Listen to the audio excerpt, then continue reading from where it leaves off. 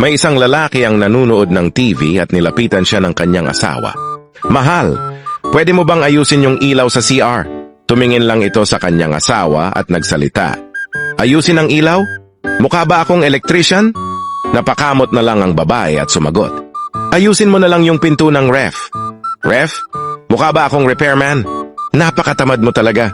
Ayusin mo na nga lang yung hagdanan sa labas. Hagdanan? Mukha ba akong karpentero? Pinatay ng lalaki ang TV at galit na lumabas ng bahay. Makalipas ang ilang oras, umuwi ang lalaki at napansin niyang ayos na yung hagdanan. Pagpunta niya ng kusina, nakita niyang ayos na yung pinto ng ref, pati na rin yung ilaw sa CR. Nakita niya ang kanyang asawa at tinanong niya ito. Mahal, sino nag-ayos ng mga to? Inirapan siya ng kanyang asawa at nagsalita. Paglabas mo kanina, lumabas din ako. Umiyak ako sa labas tas may lalaking nakapansin sa akin. Sinabi ko yung mga problema sa bahay at tutulungan niya daw ako pero sa isang kondisyon.